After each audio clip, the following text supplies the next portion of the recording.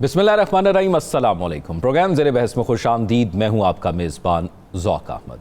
नाज़रीन, पाकिस्तान और भारत के दरमियान जो ये जंग का माहौल गुज़िश्ता 10 दिनों के अंदर रहा है, ये अब भी कायम है। बल्कि ये जो सीज़ फायर की बातें हैं, अब इसके साथ साथ एक सिफारती सतह पर और ममालिक के साथ ताल्लुकात की सतह पर बहुत सी मामलात के हवाले से बहुत सी तब्दीलियां आ रही हैं। आज हम जायज़ा लेंगे कि इसके बाद क्या होने जा रहा है या क्या हो सकता है, या भारत क्या कर सकता है और हम क्या कर रहे हैं और उसको हमने कैसे काउंटर करना है।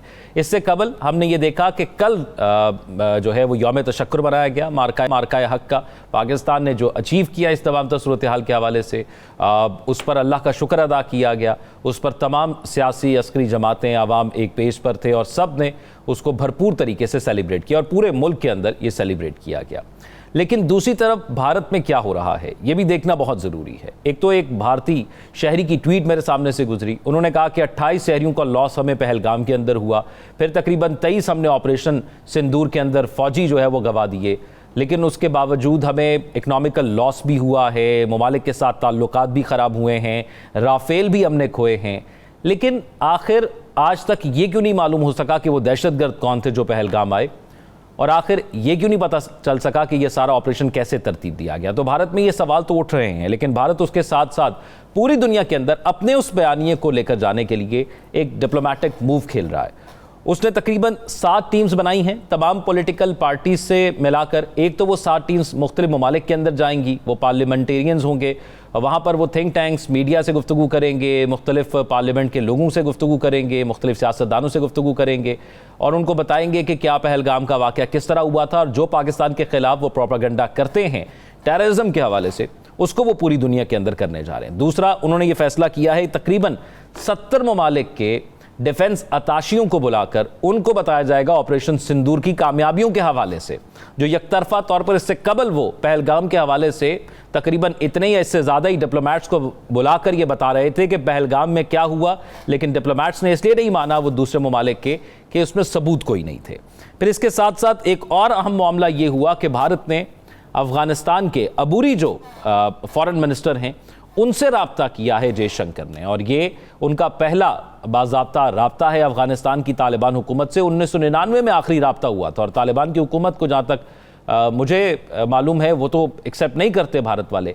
लेकिन इस रब्ते के अंदर जो अहम खबर सामने आ रही है वो आ रही है एक डैम के हवाले से, जो कि 2021 में जब अशरफ गनी की हुकूमत थी तो भारत ने यह फैसला किया था कि वो दरियाए काबुल पर एक डैम मिलकर बनाएगा, जिससे अफ़गानियों को पानी जो है वो मुयस्सर होगा और वो उसको यूटिलाइज़ करके अपने मुल्क के लिए फ़ायदा उठा सकते हैं।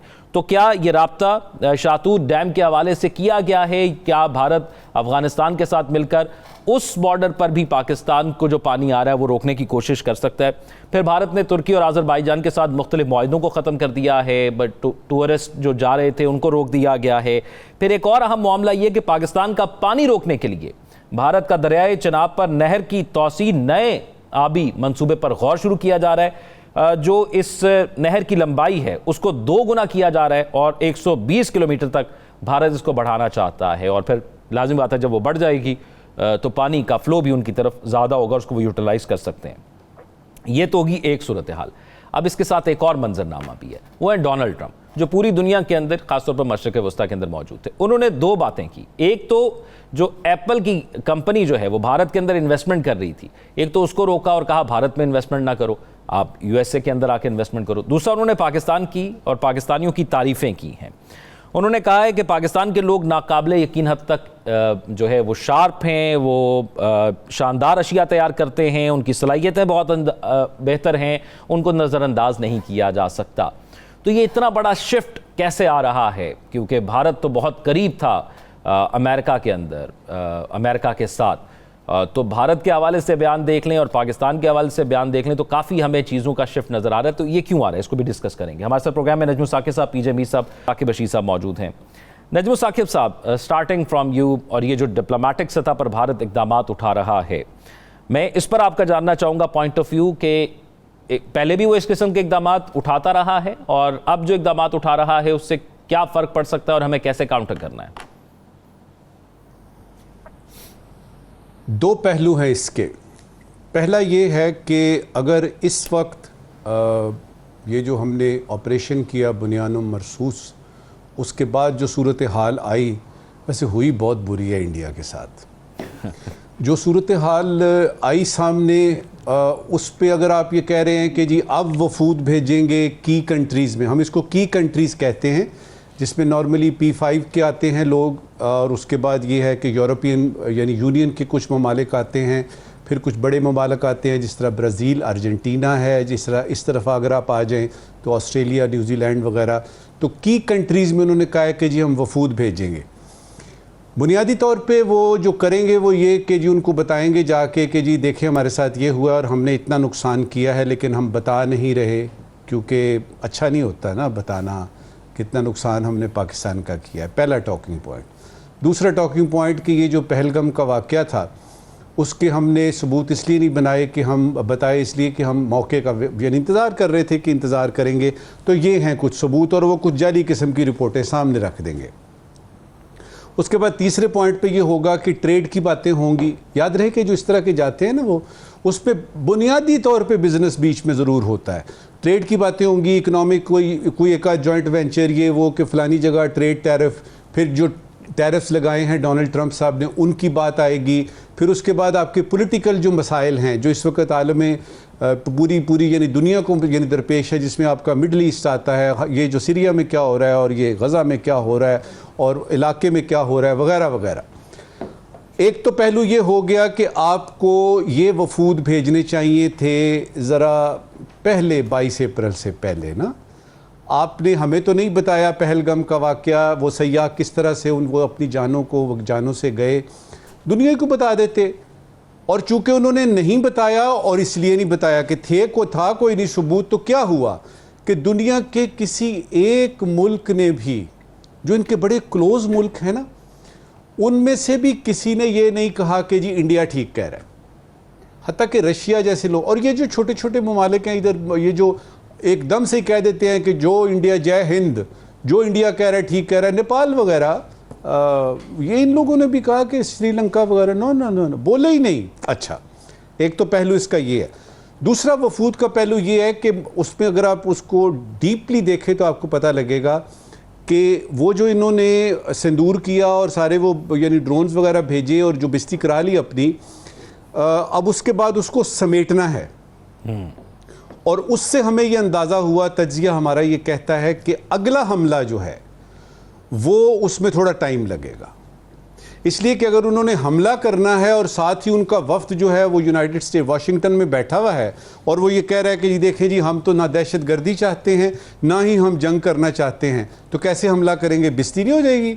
लिहाजा असेसमेंट हमारी ये कहती है, तज्जिया हमारा ये कहता है कि इन वफूद को भेजना, और उसके बाद जो अंदर से एक वबाल उठा है ना, एक जो यानी रौ चली है मोदी के ख़िलाफ़, इस्तीफ़ा दो, ये करो वो करो, तो अंदरूनी तौर पे कुछ मसाइल भी पैदा आ गए हैं, जिससे ये पता लगता है कि जिस अगले हमले की हम बात कर रहे हैं ना, कि ये सीज़ फायर जो है ये तो कल ख़त्म हो रहा है, तो उसके बाद तो उसने फलाना, ऐसा फ़िलहाल मुमकिन नहीं है। लेकिन ये कि जी वो दोबारा हमला नहीं करेगा, देखिए हमला उसने एक कर लिया, उसको समझ आ गई, इस दफ़ा अगर वो हमला करेगा ना तो दो चीज़ें उसमें रखेगा। एक तो उसको पता लग गया है कि दुश्मन कैसा है और उसके पास क्या क्या कुछ है और वो किस किस तरीके से कौन कौन से हथियार इस्तेमाल कर सकता है। दूसरा, उसको ये पता लगा कि उसकी जो अपना इक्विपमेंट है, अपनी जो उसकी फ़ौज है, उसकी जो एयरफोर्स है, और वो जो हिसाब किताब उसने किए हुए हैं कि जी पता नहीं राफाल या काफाल जो भी है, उसको पता लग गया है कि इसमें कुछ चेंज लाना पड़ेगा। ये तो बात हो गई इंडिया की, जो आपने सवाल पूछा था। दो तीन बातें और कर लेते हैं जो इससे मुंसलिक हैं। पहली बात कि हमने तैयार रहना है और हम 1947-48 से तैयार हैं। बीच में हमने जब भी रिलैक्स किया हमने मार खाई, जब भी हमने उसको समझा कि नहीं अब इधर से कुछ नहीं आएगा, हमने पॉलिटिकली और डिप्लोमेटिकली मार खाई। हम लोगों ने अपने आप को कमज़ोर किया इसलिए कि हमने एतबार कर लिया। और फिर हमारे यहाँ से कुछ बड़े बड़े बिजनेसमैन, टाइकून्स ऐसे हैं जिनके वहाँ पे बिजनेसेस हैं, उनके ताल्लुकात हैं, उनको हमने समझा कि अच्छा जी ये फ़लाँ बंदा आया है, ये हेलीकॉप्टर से फ़लानी जगह पे लेके गया है, अब तो बिज़नेस बढ़ेगा और इंडिया पाकिस्तान का बिज़नेस। हमने इन चीज़ों से मार खाई, अब हमने इनसे सबक सीखना है। दूसरी बात, पाकिस्तान इस वाक़े के बाद, ये जो जंग हुई है, मुझे 1 मिनट और दीजिएगा, इस वाक़े के बाद पाकिस्तान मज़ीद चौकस हो गया है। अच्छा, इसी हवाले से इस वक्त की आखिरी बात कि हमारे डॉक्टर एक हामिद निसार साहब हैं, लाहौर में बहुत बड़े डॉक्टर हैं, लेकिन उनकी हालात हाज़रा पे बड़ी नज़र है। उन्होंने कहा, आज मैंने एक बड़े अखबार में पढ़ा कि 3 जंगें जो है ना वो हुई हैं। अब उन्होंने जंगें गिननी शुरू की तो पता लगा तो वो तो 7-8 तक पहुंच गए। उन्होंने कहा वो जो उड़ी के बाद हुई थी सर्जिकल स्ट्राइक, और वो जो पुलवामा के बाद हुआ था बालाकोट, वो किधर गया, सिर क्रीक पे हुई थी।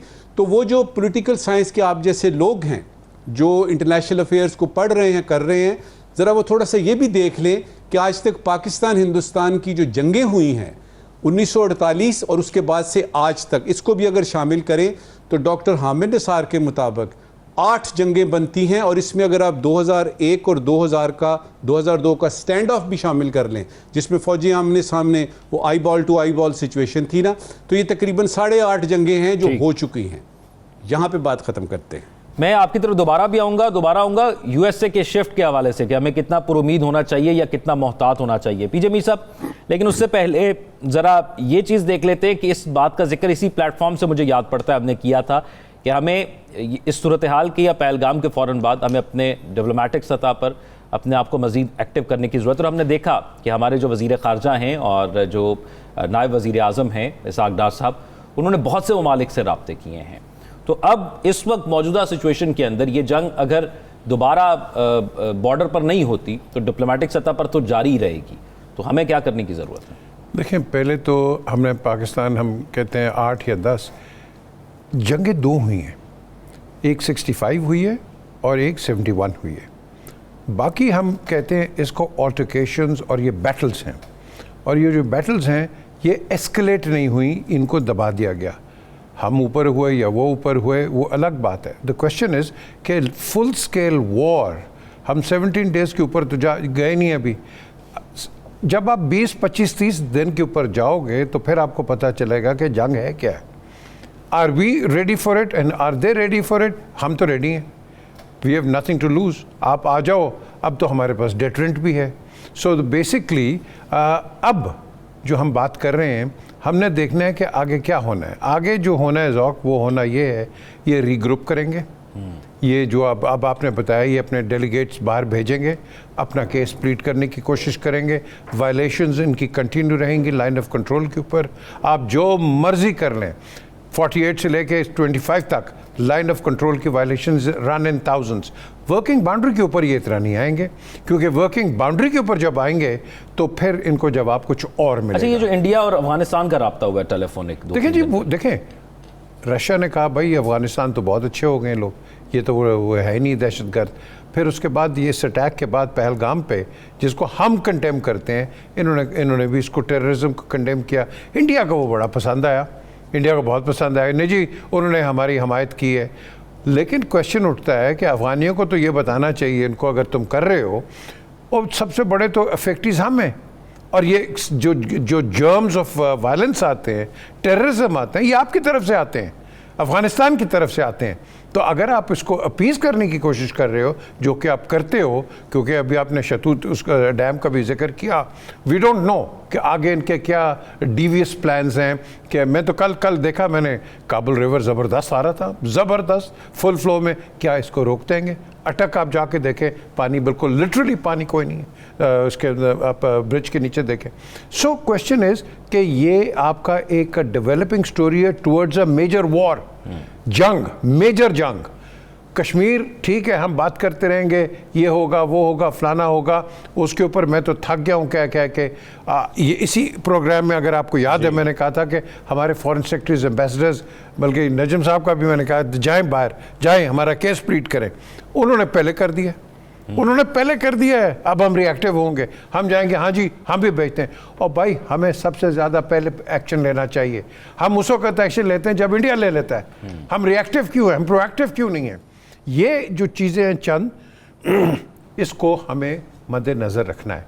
हम स्लो हैं अपटेक के ऊपर, बहुत डोसाइल हैं, और इसीलिए हिंदुस्तान हमारा फ़ायदा उठा लेता है।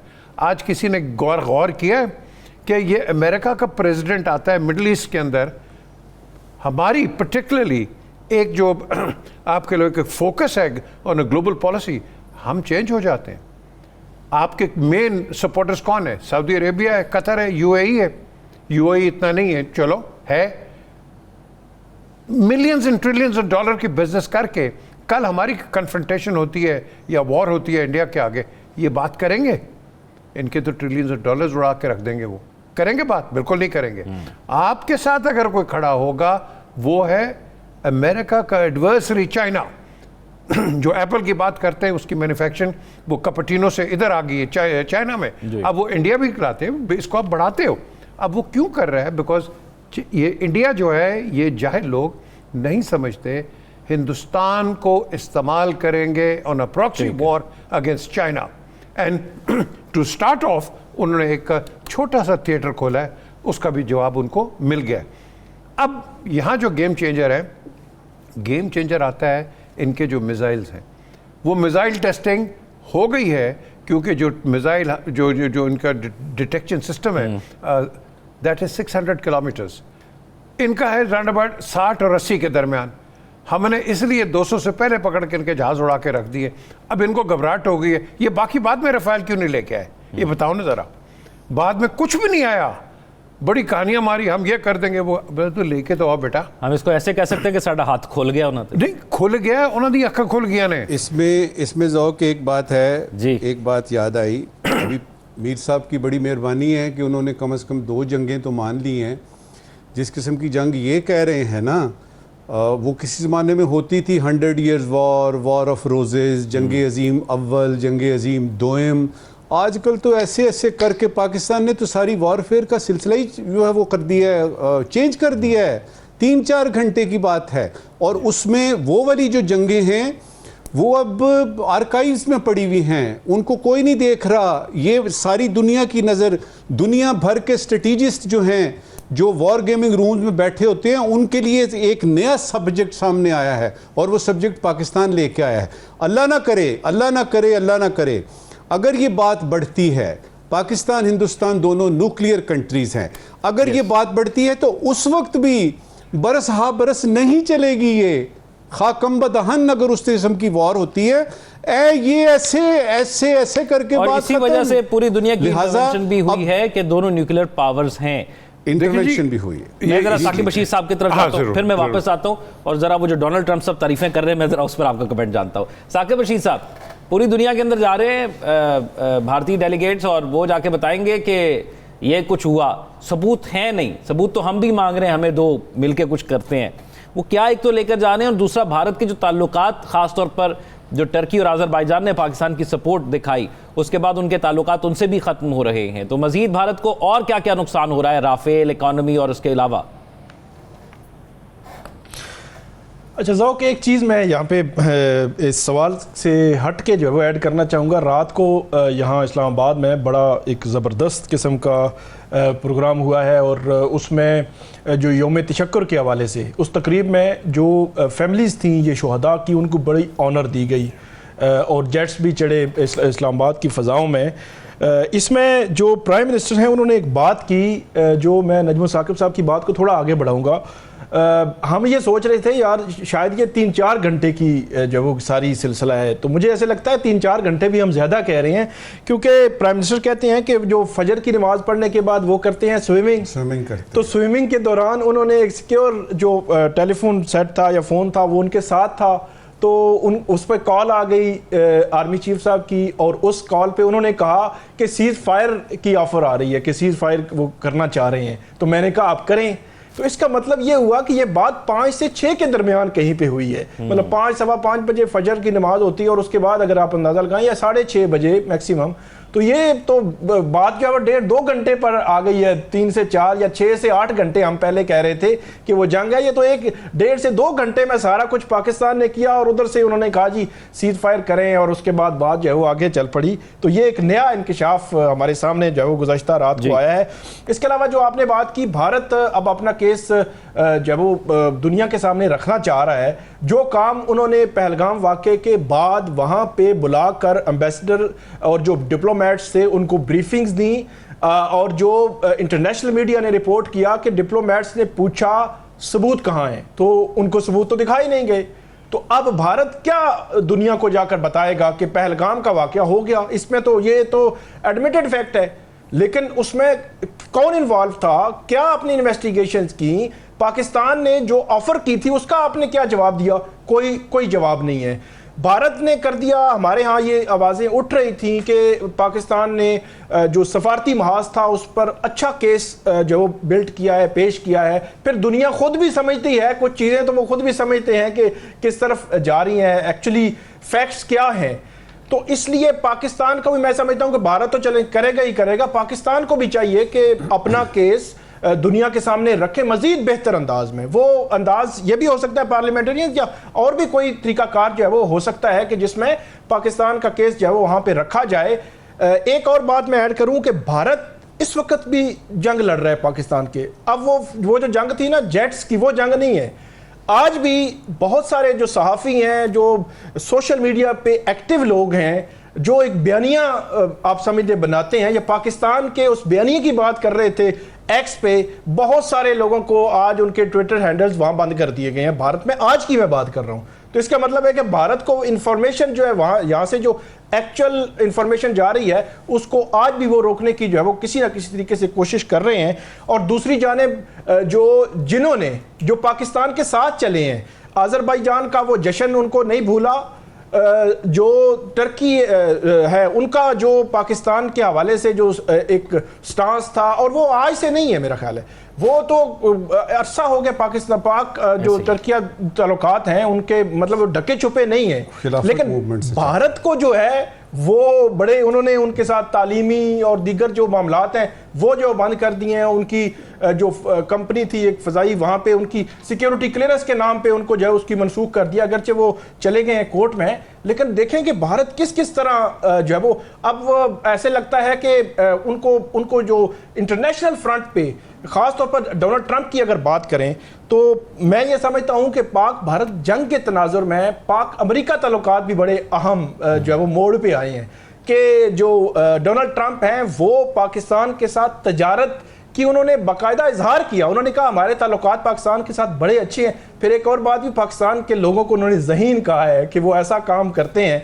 उन्होंने कहा पाकिस्तान के साथ हमारे ताल्लुकात बहुत अच्छे हैं, लेकिन तजारत जो है तजारत नहीं हो रही उस तरह पाकिस्तान के साथ, तो हम वो भी तजारत भी करना चाहते हैं। तो ये एक पॉजिटिव साइड आई है अमेरिकी सदर की जानिब से कि वो पाकिस्तान के साथ इस तरह कर रहा है, और दूसरी एप्पल को वहाँ कर रहा है कि वो आप वहाँ पे जो अगर कोई लगा रहे हैं कोई फैक्ट्री या कोई चीज़ तो भारत में लगाने से रोक रहा है। तो ये चीज़ें भारत को सफारती महाज पे बिल्कुल भी हजम नहीं हो रही। इंटरनेशनल मीडिया डे वन से रोजाना की बुनियाद पर कोई ना कोई तजिया तबसरा आ रहा है। इंटरनेशनली द इकोनॉमिस्ट ने लिखा, जो कल मैं देख रहा था कि भारतीय जो सहाफ़ी हैं वो भी एक्स पे शेयर कर रहे थे और मोदी साहब से पूछ रहे थे कि ये क्या है, ये दुनिया क्या कह रही है, इंटरनेशनल मीडिया क्या कह रहा है हमारे हवाले से। तो उनको शर्मिंदगी का सामना तो है ही है। पाकिस्तान को मजीद अपना केस जो है मेरे ख्याल में बेहतर अंदाज में पेश करने के लिए कोई ऐसा मैकेनिज्म बनाना चाहिए कि दुनिया में जाएं यहाँ से लोग और बात करें, उनके सामने अपना केस पेश करें। क्योंकि अब बलोचिस्तान और खैबर पख्तूनख्वा में जो दहशतगर्दी होती है, कलभूषण जादेव है यहाँ पे, जाफर एक्सप्रेस का वाकया और कितने वाकयात हैं जो होते हैं यहाँ पे, कहीं ना कहीं लिंक्स थ्रू अफगानिस्तान या वो भारत तक जो है वो पहुँचते हैं। ज़ौक बहुत बुरी हुई है यार। बॉटम लाइन ये है, इंडिया के साथ बहुत बुरा हुआ है। अब उसको समझ नहीं आ रही कि क्या करना है, ये वफूद क्या करेंगे जाके। लेकिन ये बताइए ना, ये जो नजम साकिब साहब यूएसए का शिफ्ट है, इसको अब पुरुमीद रहें या मोहतात रहें? यूएसए पे तो आप बिल्कुल किसी किस्म का यकीन करें ही ना, फुल स्टॉप। क्यों मैं कह रहा हूँ, ना हिंदुस्तान यकीन करे ना पाकिस्तान यकीन करे, क्योंकि उसका मैं सबूत देता हूँ कि 4 घंटे पहले आप ये कहते हैं, आपके वाइस प्रेसिडेंट ये कहते हैं this has got nothing to do with us, this is a business between 2 countries India and Pakistan. 4 घंटे पहले आप ये कह रहे हैं। 4 घंटे 1 मिनट होता है और आप कहते हैं जी कि हम तो मीडिएटर हैं, हमने तो इसको जो है वो इन दोनों को बिठा के कर दिया है। नेशनल इंटरेस्ट याद रखिएगा, अगर इस वक्त डोनाल्ड ट्रंप का, वॉशिंगटन का, अमेरिका का नेशनल इंटरेस्ट ये है कि दोनों को रखना है, दोनों की तारीफ करनी है, दोनों ममालिक के साथ तजारत बढ़ानी है, दोनों ममालिक को कहना है कि चुप रहो, जंग नहीं करनी, तो नेशनल इंटरेस्ट उनका ये डिक्टेट कर रहा है। कल को इंडिया अगर एक बड़ी पावर बन जाता है, चाइना जितनी, तो आप देखेंगे कि अमेरिका का सबसे बड़ा दुश्मन इंडिया होगा। ठीक, मीर साहब, पाकिस्तानियों की बहुत तारीफें हो रही हैं। डोनाल्ड ट्रंप साहब ने कहा बड़े ज़हीन हैं, नज़रअंदाज नहीं कर सकते, ताली दोनों हाथों से बजती है। तो डोनाल्ड ट्रंप साहब को अब आकर एहसास हुआ है या क्या वजह है? इसको मैं अंग्रेज़ी के अंदर बड़े अच्छे लफ्ज़ों में कह दूंगा, हॉर्स मैन्योर। ये आई डोंट एक्सेप्ट इट। ये झूठे लोग हैं। हम पता नहीं क्यों उन पे ज़्यादा उम्मीदें लगा के बैठे हुए हैं। हमारी भी आंखें खुली हैं। अभी नजम साहब ने पहले बात की, अब बटन वॉरफेयर है। बिल्कुल सही कह रहे हैं, वो कन्वेंशनल वॉरफेयर वो ख़त्म हो गई है, आर्काइव्स में है। ये है बटन वॉरफेयर। ये ज़्यादा डेंजरस है और इसमें ज़्यादा आपको टाइम नहीं लगता, सिर्फ बटन ही दबाना होता है। अमेरिका जो है वो इस वक्त क्या कर रहा है, वो प्रिपेयर कर रहा है इंडिया को to work against China.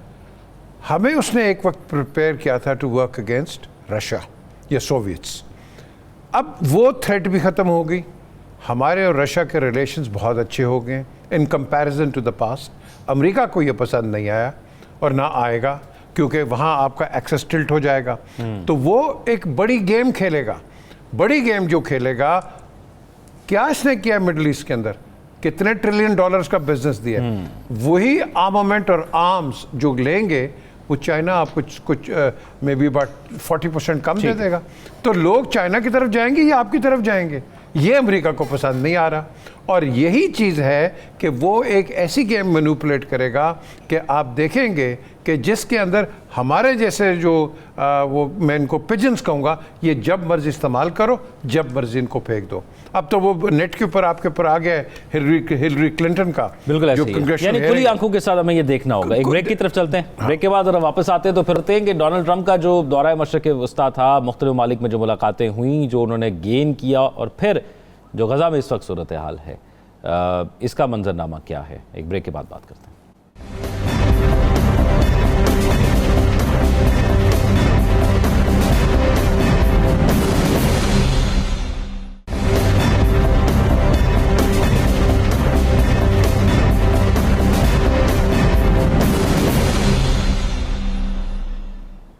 Break के बाद खुशामदीद। जिक्र हो रहा था डोनाल्ड ट्रंप का, तो उन्होंने कहा है कि गज़ा का मसला संगीन सूरत हाल इख्तियार करता जा रहा है, लोग भूख से मर रहे हैं, तो अब इस मसले का हल करने जा रहे हैं। और ये जो कुछ उन्होंने बताया संगीनियत का और भूख का, इसमें वो खुद मुलव्वस हैं। अमेरिका खुद मुलव्वस है, इसराइल को ये सब कुछ हथियार भी वो दे रहा है और उसकी आशीर्वाद भी है।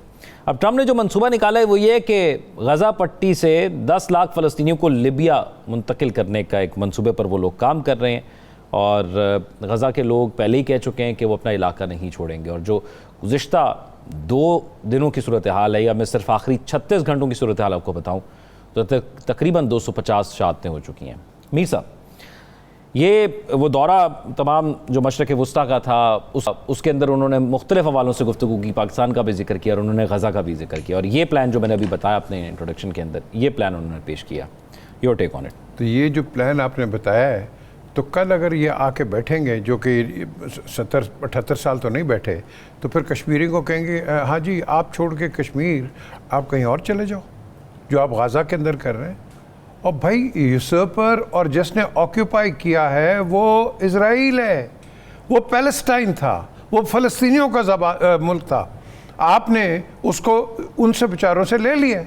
और मुझे तो शर्म आती है कि ट्रिलियंस ऑफ डॉलर्स का बिजनेस ये अरब्स कर रहे हैं और ये नहीं देख रहे कि उनके साथ बिजनेस कर रहे हैं जो कि लोगों को मार रहे हैं ऑन अ डेली बेसिस। 50-100-70 बच्चे और छोटे और बड़े मार रहे हैं और हम खुशी के साथ उनके साथ बिजनेस कर रहे हैं। यार ये किस किस्म के लोग हैं, किस किस्म के लोग हैं? इनमें कोई दर्द नहीं है, इनमें कोई इंसानियत नहीं है, इसमें कोई शर्म नहीं है कि तुम जाके उन लोगों के साथ बिजनेस कर रहे हो कि जो कि तुम्हारे ही रिश्तेदारों को, अहले रिलीजन को आप उनके कत्ल देख रहे हो। और फिर ये आदमी कहता है जी मुझे तो बड़ा शौक़ है। ये झूठा आदमी है, इनकी गवर्नमेंट्स भी झूठी हैं। अगर इतना ही था आज हमारा कश्मीर का मसला रिजॉल्व हो जाना चाहिए था। मैं तो जब गया था उधर न्यूयॉर्क में इनके जरदारी साहब के साथ, सेनेटर्स के साथ मीटिंग की, उन्होंने हाथ उठा, उन्होंने कहा this is nothing to do with us, ये आप ही का मसला है, हमारा नहीं है। अगर कोई मुल्क पाकिस्तान का बेहतरी चाहती है या करता है, वो है यूनाइटेड किंगडम, ब्रिटेन, वो करते हैं, they want this to continue. लेकिन आप अगर आप मुझे रेफरेंस देते हैं इस आदमी का, इस डोनाल्ड ट्रंप का, ये डोनाल्ड ट्रंप नहीं है, ये डोनाल्ड ट्रंप है। और ये जो ट्रंप है ये बाकियों को भी ट्रंप बनाना चाहता है। ये 70-80 बैंक्स का खुद मकरूज रहा है और गिरने लगाता है, तो दुआएं दें ये अपने इन बैंकर्स को जिसने उठा लिया उसको। सो बेसिकली ये अपॉर्चुनिस्ट है, बिजनेसमैन है, लेकिन ये वो बिजनेसमैन है जो कि अपना इंटरेस्ट ज़्यादा देखता है। आज भी देख लो इसकी फैमिली पे क्या कितने नुकात उठ रहे हैं, कितने नुकात उठ रहे हैं। So basically I do not trust the Americans because they have nothing to show that they are honest and sincere people. They use you just like just like a commodity and then throw you out. So why should you and why should anybody trust you? And ये जो भी बात की है, मैं बार बार reference देता हूँ, trillions of dollars. Believe me, जो भी कुछ हो गया, कॉन्फ्रंटेशन कहीं हो गई, ये उनके एसेट्स फ्रीज कर देंगे। ये बिल्कुल इनको भूखा नगा मार देंगे, जैसे लिबिया के साथ दोबारा किया और जैसे अब दोबारा किया, ईरान के साथ किया, कर दिया। नजम साकिब साहब, हम तो सोच रहे थे कि इस विजिट के अंदर एक और अमन मुआहिदा होगा, सीज फायर होगा, जैसे हमने देखा था पहले हुआ जब वो 20 तारीख को उन्होंने अपना ओहदा सदारत संभाला था, लेकिन ऐसा नहीं हुआ। उन्होंने एक और मुतबादिल प्लान पेश कर दिया। आप कैसे देखते हैं? अब अमन मुआहिदा तो नहीं हो रहा, वहां पर ज्यादा बमबारी हो गई है, तो क्या ये वॉकआउट करेगा? सबसे पहले ये देखते हैं कि ये 13 से 16 मई तक का विज़िट था और ये डोनाल्ड ट्रंप के दूसरे दौर में पहला बैनुल-अक़वामी दौरा था जिसमें वो यूएई जाते हैं, KSA जाते हैं यानी सऊदी अरेबिया, और कतर जाते हैं। इन तीनों को अगर मैं मिला लूँ तो 4 चीज़ें 5 चीज़ें इसमें से निकलती हैं। $600 बिलियन की इन्वेस्टमेंट, 600 अरब डॉलर की इन्वेस्टमेंट करेगा KSA वाशिंगटन यानी अमेरिका में। 142 बिलियन डॉलर के पैकेज है जो कि असलहा वगैरह की बात हुई है। 160 बोइंग तैयारों की बात हुई है, ये बेचे और ख़रीदे जाएंगे। इज़राइल के लिए अब्राहम अकॉर्ड 2 की बात हुई है। अब वो चाहते हैं कि वो जो बाकी के रह गए हैं मुसलमान ममालिक जिसमें KSA यानी सऊदी अरेबिया भी है, उनको किस तरह से किया जाए। जो इन तीनों ममालिक के ख़तरात हैं, एक तो ईरान से इनको ख़तरा है, दूसरा ISIS से ख़तरा है। तो ISIS के बारे में उन्होंने कहा है, यानी डोनाल्ड ट्रंप साहब ने, कि हम इसका इलाज आपको कर देंगे, इसको एलिमिनेट करने में आपकी मदद करेंगे। रह गई बात गज़ा की, उसका तो साफ नज़र आता है। वो एंटनी ब्लिंकन के जफियाँ देख लीजिए नेतन्याहू से, जो बाइडन की जफियाँ देख लीजिए नेतन्याहू से। डोनाल्ड ट्रंप ने तो आते ही सवाए इज़राइल के ज़ौक़, सवाए इज़राइल के, उसने अपने किसी दोस्त को नहीं छोड़ा, जिसमें कनाडा आता है, जिसमें ये साथ वाला मैक्सिको आता है, वो ग्रीनलैंड ख़रीद रहा है, वो अपने ही लोगों के पीछे पड़ा हुआ है लेके अपने दोस्तों के, लेकिन इज़राइल पे कोई बात नहीं आएगी। अब आते हैं इस वक्त की आखिरी बात पे। मोहल्ले में कोई बदमाश आ जाए ना जब, और वो आके बदमाशी शुरू कर दे, तो सबको बुरा लगता है, तो बुरा तो हमें भी लगता है।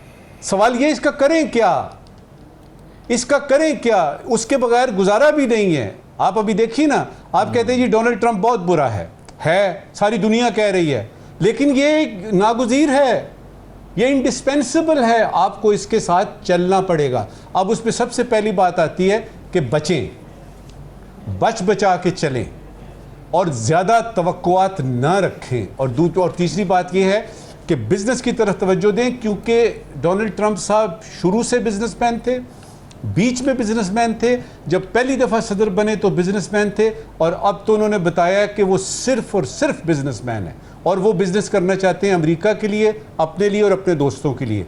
पाकिस्तान को एहतियात से कदम उठाना है, पिछली माजी की गलतियाँ जो हैं वो नहीं दोहरानी, और सिर्फ बुरा कहने से बात नहीं चलेगी, डील करना हमने सीखना है। साकिब बशीर साहब, करें क्या? और ख़ास तौर पर ये जो दौरा ट्रंप साहब का रहा है मशरक़ वस्ता का, इसमें ख़ास तौर पर क्या गज़ा के लिए भी कोई अच्छी चीज़ अचीव हुई है? क्योंकि इसराइल तो नहीं गए इस दौरे के अंदर, उन्होंने पहले कहा था नहीं गया, लेकिन ना जाते हुए भी उन्होंने सब कुछ वो कर दिया जो इसराइल चाहता था। जी बिल्कुल, गज़ा के लिए बज़ाहिर कुछ नहीं हुआ। इस दौरे के दौरान मैं ये समझता हूँ कि बहुत कुछ हो सकता था। जहाँ पे इतनी बड़ी इन्वेस्टमेंट जो है वो ये मिडल ईस्ट से जा रही है, अमेरिका, और वो ट्रेड करने जा रहे हैं, तो वहाँ पे और बहुत सारी बातें हुई, तो वहाँ गज़ा की बात भी काश हो जाती, जिसके हवाले से दुनिया कह रही है कि वहाँ पे कहत है। अभी मैं यूएन की एक रिपोर्ट पढ़ रहा था, तो वो कह रहे थे कि 9000 जो ट्रक हैं या बहुत सारे इमदादी चीज़ें लेकर वो एंट्री चाहते हैं, वहाँ 2 माह हो गए हैं, वहाँ एंट्री नहीं दी जा रही। भूख है, अफलास है, और वहाँ पे जो इसराइली हैं मुख्तलिफ़ इलाकों को खाली कराने का जो वो कह रहे हैं। एक और मैं जो सदर ट्रंप है उसका बयान पढ़ रहा था, उन्होंने कहा जी मैंने कुछ तस्वीर जो है वो देखी हैं, तो उन तस्वीर से ये ज़ाहिर होता है कि वहाँ कोई इमारत खड़ी नहीं है और बच्चे खुचे लोग मलबे के नीचे रह रहे हैं। अंदाज़ा लगाएं कि वो अपनी उस बात को जस्टिफाई करने के लिए कि हम इनको लीबिया में या किसी और जगह मुंतकिल करके तो दोबारा उसको रीबिल्ड करेंगे और पता नहीं वहाँ उनके लिए नौकरियाँ लाएंगे, तो क्या इस किस्म का, तो उसको उस तनाजुर में देखने की बजाय कि किस लेवल पर इसराइली वहाँ तबाही बर्बादी और मजालिम कर रहे हैं, कि वहाँ मलबा है, खुद अमरीकी सदर कह रहा है, लेकिन वो अपनी बात को जस्टिफाई करने के लिए मलबा है तो आप इनको लीबिया भेज देते हैं और लीबिया के साथ सुना बात चल रही है। बहरहाल ओवरऑल मैं ये समझता हूँ कि मुस्लिम उम्मा का वो किरदार जो उन्होंने करना था, अदा करना था, वो नहीं किया अनफॉर्चुनेटली। एक ब्रेक की तरफ हम जाते हैं, ब्रेक के बाद वापस आएंगे, तब करेंगे पाकिस्तान में जो पॉलिटिकल सूरत हाल इस वक्त चल रही है या गुज़िश्ता 15 दिनों के अंदर ये रही है, इस पर बात एक ब्रेक के बाद।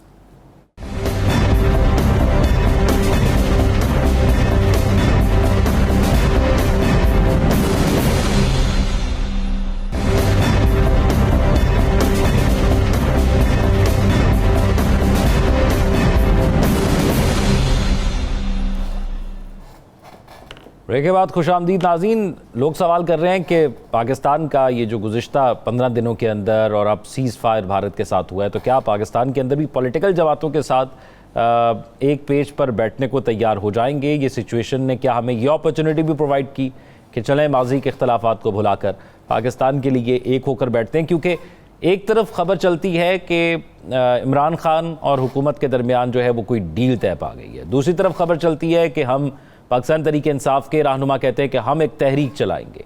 तो पैरेलल गुज़िश्ता 1 साल से ये चीज़ें चल रही हैं साथ साथ, और ख़ास तौर पर वज़ीर आज़म ने असम्बली के फ्लोर पर एक बार फिर से जो है PTI को ऑफ़र किया मुज़ाकरात के हवाले से।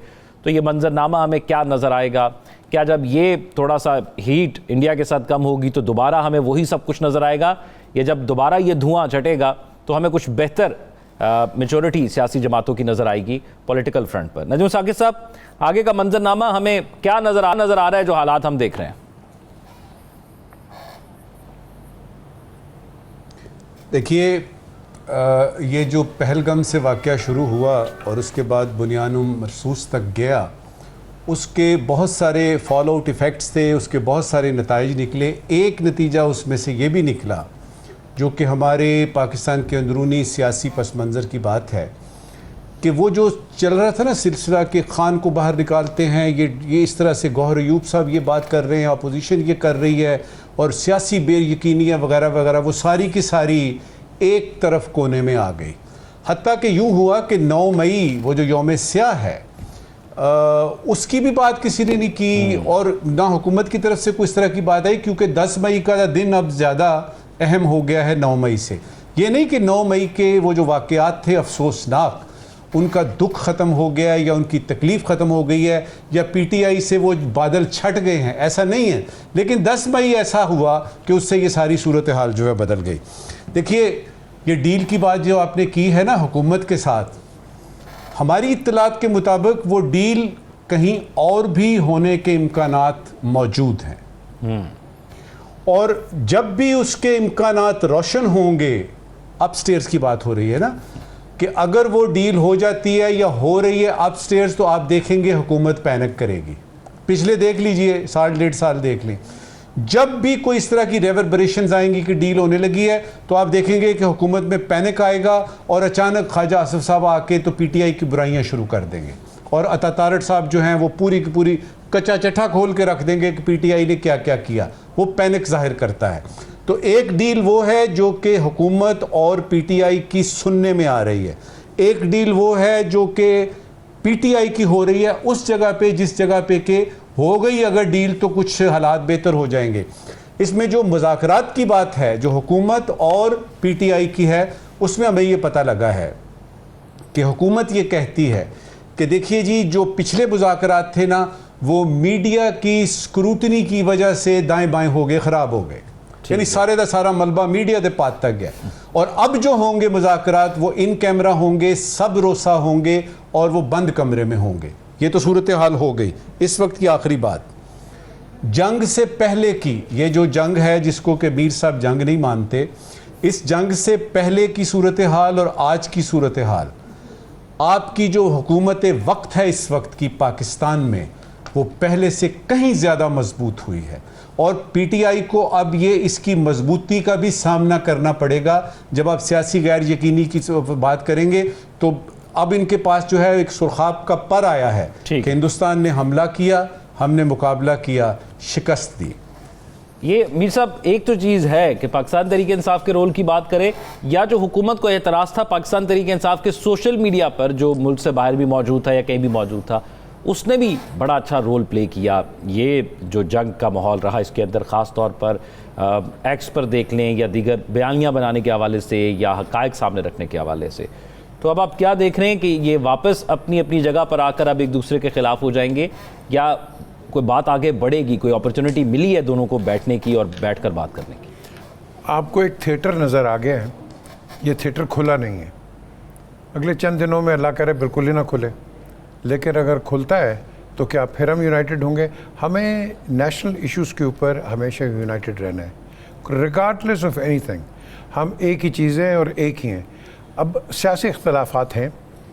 मैं समझता हूँ कि इमरान ख़ान जो फिक्सेटेड हुआ है उसको थोड़ा सा रिलैक्स होना चाहिए, थोड़ा सा टोन डाउन करो, एक पॉलिटिकल आप बातचीत करो। कल मैं एक मिनिस्टर के साथ था, तो मैं बल्कि नाम ले लेता हूँ राना सनाउल्लाह के, तो राना साहब यही बात कर रहे थे। वो कह रहे हैं कि यार देखो, हम सब कहते हैं कि बात करो, लेकिन अगर आप बात ही नहीं करना चाहते तो हम आगे कैसे बढ़ेंगे? I totally agree with him. The question is कि आपने जब तक आप डायलॉग पे नहीं आएंगे, मोनोलॉग पे, मुल्क या सियासी पार्टीज़ या कोई भी सिस्टम्स हैं मोनोलॉग पे नहीं चलते। तो एक तो ये करना है। दूसरी चीज़ ये है कि आई थिंक अब ये वक्त आ गया है, whether it is the government और द ऑपोजिशन, ये जो हम स्लैंडरिंग करते हैं एक दूसरे को सोशल मीडिया पे जो जिसका आप जिक्र कर रहे हैं, इसको बंद कर दो। ठीक, ये इसको बिल्कुल बंद कर दो। और ये जो मैंने देखा है कि पर्सनल लाइव्स एंड पर्सनालिटीज़ के ऊपर जब आप इंसिनुएट करना शुरू कर देते हो, तो वो मार्गरेट थैचर ने बड़ी अच्छी बात की है। उसने कहा जब आपका कोई पॉलिटिकल डायलॉग ख़त्म हो जाता है ना, कुछ कहने की बात नहीं होती है, तो फिर आप पर्सनालिटी अटैक पे जाते हैं। तो I think we should stop that. Saqib Bashir साहब, क्या डील हो रही है या हुकूमत को जो मुज़ाकरात की पेशकश की गई, अपोजिशन को जो मुज़ाकरात की पीटीआई को पेशकश की गई है, क्या वो मुज़ाकरात हो रहे हैं? डील का तो अभी कुछ कहना कबलत वक्त है। पहले भी इस किस्म की खबरें आती रही हैं, बाद में तरदीद भी आई और बाद में हमने देखा कि वो एग्जिस्ट ही नहीं करती थी। लेकिन जो पाक भारत जंग जो हुई, पहली दफ़ा मैंने देखा और सुना है कि इमरान खान साहब हमेशा वो जो है वो हुकूमत की पॉलिसीज़ पर अपना ही एक रद्द अमल उनका होता था, तनकीद ही करते थे कि पता नहीं, बल्कि उनका सारा कुछ होता था। लेकिन पहली दफ़ा मैंने देखा कि जब अभी मुलाकात हुई उनसे, तो उन्होंने वही स्टांस लिया जो नेशनल यूनिटी का तकाजा था। उन्होंने मोदी के हवाले से सख्त अल्फाज कहे, मोदी हुकूमत के हवाले से, और ये कहा कि हमें इस वक्त यूनिटी की ज़रूरत है, ज़रूरत थी। और मज़ीद कहा कि अभी भी आपने खामोश नहीं रहना, जो मोदी है वो दोबारा जो है वो आ सकता है, इसलिए हमें यूनिटी दिखानी है। तो ये जो अल्फाज थे, मेरा ख्याल है कि ये शायद इस वजह से कोई सिचुएशन में हो सकता है तब्दीली आए। फिर आपने देखा DGISPR ने बात की, अता तारड़ ने बात की, प्राइम मिनिस्टर ने बात की, राना सनाउल्लाह उन्होंने जो है बात की, तो सब ने इस बात को जो यकजहती थी, वो जो पॉलिटिकली थी या सोशल मीडिया पे थी या सोशल मीडिया वॉरियर्स जो PTI के थे जिस पे बहुत ज़्यादा क्रिटिसिज्म होता था, सब ने यूनिटी दिखाई। तो इसका एक असर मुमकिन तौर पर हो सकता है। अब देखना यह है कि PTI की टोन वही रहेगी जो पहले थी या थोड़ी सी नीचे आएगी, वो आनी चाहिए। अब ये हुकूमत जो है, इसकी क्रेडिबिलिटी तो वो अलग है, हम पैमाना है हमारे पास उसको देखने का, लेकिन वो भारत के खिलाफ एक जंग जो है वो जीत चुके हैं प्राइम मिनिस्टर शहबाज शरीफ। ठीक है। तो इस एंगल को उनको आगे रख के बातचीत करनी चाहिए, और मुल्क को मेरे ख्याल में आगे लेकर जाना है तो बातचीत ही आखिर हल है। 30 सेकंड। एक चीज़ ज़रूर कहूँगा कि जब हुकूमत जिस तरह कल यौम तशक्कुर और इस तरह के जब करते हैं, आप ज़रूर अपोजिशन को बुलाएं, ज़रूर साथ बिठाएं, लोगों को बताएं हम यूनाइटेड हैं। ये ज़रूरी नहीं होता कि आप ही की पार्टी और आप ही की गवर्नमेंट एक बैठे रहे, नो, आप सबको बुलाओ, क्योंकि यहाँ हमने यूनिटी दिखानी है। एक और इम्पॉर्टेंट चीज़ थी जो हम इस पर डिस्कस नहीं कर पाए, लेकिन मैं आखिर में जिक्र कर देता हूँ, इससे पहले हम सवालों की तरफ जाएं, कि मीडिया की बड़ी तारीफ़ की गई कल यौम तशक्कुर के मौके पर जो तकरीब हुई, और पाकिस्तानी मीडिया के उस किरदार को दिखाया गया, और पाकिस्तानी मीडिया ने जो किरदार अदा किया इसके अंदर, वो माजी के मुकाबले में भी बहुत मुख्तलिफ था, बहुत पॉजिटिव था। उसने जिस तरह पूरी कौम को जोड़ा, जिस तरीके से पूरे बयानिए को लेकर चले, ये काबिल सत्ताइश भी था। हम यहाँ पर बैठ कर इसका बार जिक्र करते भी रहे हैं और आज इसको ऑन भी करते हैं यहाँ पर। नजमुल साकिब साहब, आज के सवाल। शुक्रिया ज़ौक। एक ज़रूरी सवाल है और एक गैर ज़रूरी सवाल है। पहले ज़रूरी सवाल, दुनिया भर में आज मवासलाती राबितों का आलमी दिन मनाया जा रहा है। मवासलाती राबितों का आलमी दिन आज। ज़रूरी सवाल ये है कि क्या वज़ीर आज़म नरेंद्र मोदी को ये ख़बर है कि उनको इस्लामाबाद से बात करने की मवासलाती सहूलत मुयस्सर है, और ये कि इस सहूलत के पैकेज की कोई एक्सपायरी डेट नहीं है। ठीक। आज का गैर ज़रूरी सवाल, भारत ने सिफारती हमायत के असूल के लिए मुख्तलिफ ममालिक में वफूद भेजने का फ़ैसला किया है। गैर ज़रूरी सवाल ये है कि जिन मुल्कों में भारत सिफारती हमायत के लिए वफूद भेज रहा है, उनमें तुर्की, आज़रबाईजान, चीन और पाकिस्तान भी शामिल हैं कि नहीं हैं? अहम सवाल। हमारे नाज़रीन अपने फीडबैक से सुशागाह करेंगे। अपना ख्याल रखिएगा। अल्लाह हाफ़िज़।